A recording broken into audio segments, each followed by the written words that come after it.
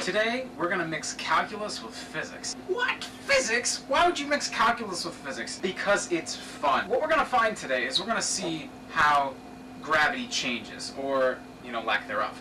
So, gravity is very constant all the time. It's a very constant acceleration that we have the pleasure of using here on Earth. So, we're going to drop this cart and we're going to calculate the acceleration that it falls. So, we're going to set up a really nice relationship here between the cart and the ramp. So this is going to be the ramp. So this is a ramp. Oh, it's a really bad 90-degree angle, but that's a ramp. So this is our length L, and we know that that equals 1 meter. Okay? So we also know this height. I just measured to be 15 centimeters, which is 0.15 meters, right? We're going to keep everything in fundamental units. We know that sine is opposite over hypotenuse, and look at that, that's exactly what we have. So we're going to say that sine of theta equals opposite 0.15 over hypotenuse 1. So, using a little bit of algebra here, we know that the theta equals the inverse sine of 0.15. So I'm going to pull out my nice little trusty TI-84 calculator, and I'm going to say inverse sine of 0.15. So I got a nice angle theta of 8.6. Let's going to say 8.627 degrees. So we know that our theta equals 8.627 degrees. Alright? So let's erase all this stuff. And now let's switch to physics. So, we have our ramp, right? So we know that this theta, we know that theta, right? And we have our cart standing right here, just ready to be dropped. He's actually down there, but he's going to be up here. So we have our cart. We know that the force is acting upon the cart. The only force that's acting is gravity, G. And since we're only dealing with acceleration rather than forces, we're not going to worry about, F equals ma and those other Newtonian equations that we get. So we have G. The problem is, that's not the G that we want. That would be the G if we were dropping it straight down. That would be 9.8 meters per second, which you learned in like 3rd grade, right? But it's a lot more difficult than that. So we have to separate this into what's called components. So we have the component that goes down perpendicular to the ramp, and we have the component that goes across parallel to the ramp. So we're going to set up another triangle right here, right? And we're going to have to calculate the piece of gravity that's going straight down the ramp, which is what we want. So this angle theta here is the same angle theta there. So we know that the adjacent side is going to be cosine. So we know G cosine theta is going to be the one that's perpendicular to the ramp, and we know that the one that's parallel to the ramp is going to be G sine theta. Okay? Equals, G prime, which is like the new G, right? So we know that G, switch back to black, we know that G is 9.8, right? Original G, that's acceleration of gravity, you know that. Sine of theta is 8.627. So sine of 8.627 equals G prime. So let's just plug that back into our TI-84. We're going to say 9.8 times sine of 8.627, and we're going to get a nice 1.47. G prime equals 1.47. That's in meters per second squared. Okay? And that's a big difference compared to our 9.8 meters per second squared that we get from regular dropping things. So that's going to be the magic number in this experiment. Now let's switch to the actual experiment part. I'm going to plug in my my distance measuring device, and it's going to measure the distance of this cart in comparison to this guy.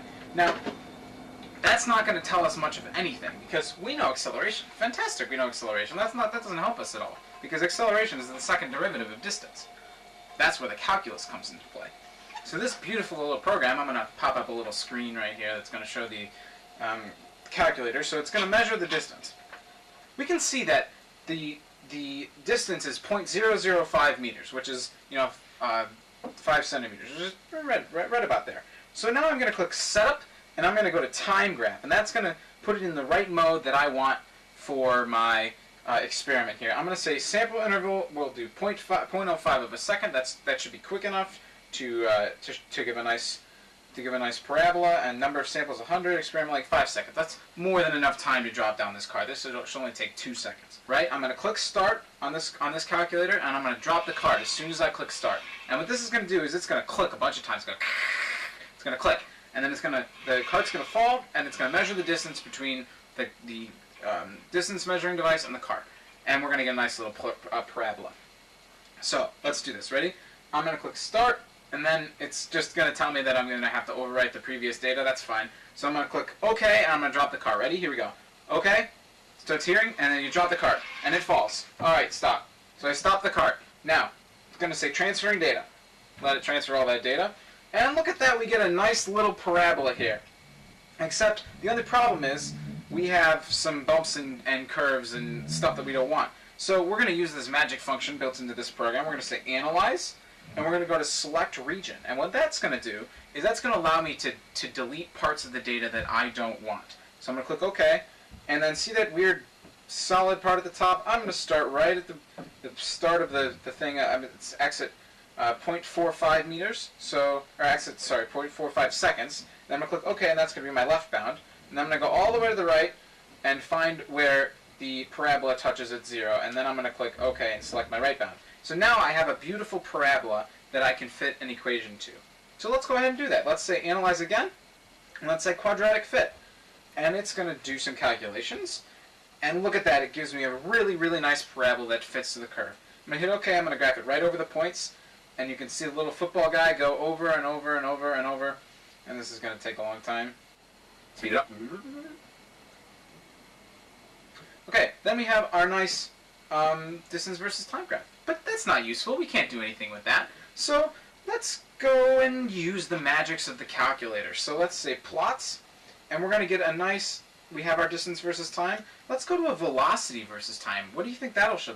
That's going to calculate the first derivative of this dropping of this cart, and that's going to show us the velocity. And yes, it's negative, which makes sense because the thing is moving closer. If it was moving further away, then the distance would be increasing, and we don't want that. We want it to decrease because it's coming closer to the distance sensor. So we have a decreasing function, which means the second derivative is going to be negative, which makes sense because the force of gravity points down. Alright, so we have our first derivative here. We have our velocity, and look at that, it's fairly linear. That's what we want. That's the derivative of a quadratic function is a linear function. So let's go to plots, and we're going to say acceleration versus time. And it's kind of wonky for a little bit there, but we have a really nice flat part there. So let's go and we'll do a little tracing, and we'll find a point, and we get negative 8.34 meters per second squared. Now, our original g is 1.47 meters per second squared, and this one is 0.834. Now, what that means, since 0.834 is less than 1.47, we know we did it right. Because although these are not equal, which they would be in an ideal situation, there was a lot of friction on this ramp. And although this cart seems like it slides really, really easily, it really doesn't in an ideal situation. There's a lot of energy that's lost to friction and heat in this situation. So we have 0.834 is less than 1.47. And that's perfect, because now we know that only a little bit was lost to friction. So we know that the 0.834 is our actual, and our 1.47 is the estimated. So let's make some changes here. Let's say, what happens if we add another mass? Let's double the mass of the cart. What do you think that'll do? So if you think that the acceleration will change, click this box. If you think that with this new experiment, the acceleration will not change and it will remain the 0.834, click this box.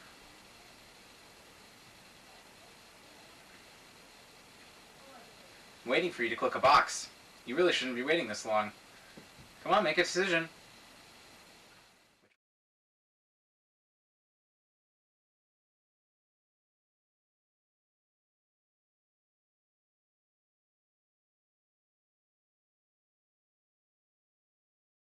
You decided that the acceleration will not change if I added a mass to this cart. So let's find out if you're actually right. So let's do the experiment once more. So we're going to go back to the calculator. Here's our little box right there, see? All right, so we're going to go back to main, and you're going to hear the clicks again. And then we're going to graph the distance versus time again. So I'm going to say start, and it's going to say the selected function will override the last run, which is fine because we don't need the last run. So let's hit OK and drop our cart. All right, and I stopped it. Awesome. So we're going to get some funky data here because the thing kind of shut up. Oh, wow, that's really funky. But it's okay. See our nice little parabola here? So, what we're going to do is we're going to go back to analyze, and we're going to say select region. And, okay. And then we're going to select our left bound as the beginning of the parabola, which is at, in this case, x equals 0.55. And we'll click OK. And then we're going to go all the way to the bottom. Oh, that data's got really funky. So we're going to go to the bottom, and we're going to select our last point, which happens to be x equals 1.9. So we're going to click OK there. And it's going to perform some calculations and get rid of our data. There we go. So now we have our nice little parabola. So let's do our second derivative. Let's go all the way to acceleration versus time. And let's measure. What is our acceleration? Our acceleration is going to be negative 0.724. So 0.724 is our acceleration. And to tell you the truth, that is not that much different than 0.834. So, sorry guys, you were wrong. The acceleration does not change with mass. And you know how we can know that? Remember in the beginning when we drew our triangle and we said that the acceleration was just g? There's no mass in there. The mass is, yeah, the mass of the cart. But the mass of the cart can be anything. That's not going to change the value of the acceleration of gravity. Remember, gravity doesn't change. It stays 9.8 meters per second no matter how much you weigh. So, that's it with that. I'm going to redirect you to the next video, so just click this box here and it'll direct you to the conclusion of this video.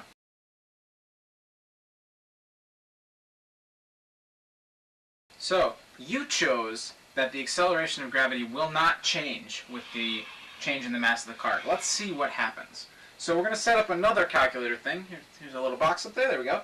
And we're going to go back to main, and it's going to start clicking again. And we're going to measure the distance between the cart and the distance sensor. So let's do another measurement. We're going to say start, and it's going to tell me that I'm going to overwrite my previous data, which is okay. So I'm going to click OK, and I'm going to start to graph my function.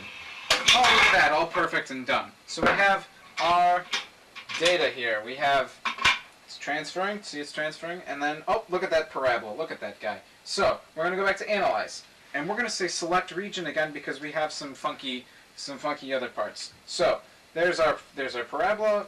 My left bound is going to be, in this case, at x equals 0.5 seconds, and then I'm going to hit OK, and then my left bound, or my right bound is going to be at, let's see how long it took. So it's going to be at x equals 2.05 seconds. So there we go, there's our nice parabola. So now we're going to go straight to the second derivative. So we're going to say plots, and we're going to acceleration versus time. And there we go, there's our acceleration versus time graph. So let's go to a nice consistent point down here. And look at that. Y equals negative 0.751. 0.751. And to tell you the truth, that is not that much different from 0.834. The inconsistencies in this track make up for that difference. If that was bigger, this would be false, and the acceleration of gravity would change. But you guys are right. Congratulations. And the acceleration of gravity did not change with the addition of this mass. And you know what? The reason for that is we have. Let's go back to our triangle. Here's our cart, right? So we have our mass. No matter what that mass is, this gravity, this big G here, 9.8 meters per second squared, is not going to change with the effective mass. And although we separate it into components and everything, it doesn't really make a difference. Okay? We just calculated, with calculus, two derivatives to show that gravity does not change with mass. Now, if I were to change this height, yes, gravity would change. Because, remember, we're changing theta. If we make theta bigger, we will make the force of gravity that's pushing this cart down greater, and in which case would give you a higher acceleration of gravity. Alright, that's it for me. Don't forget to be awesome, and I will see you next time. It's over! That does not work.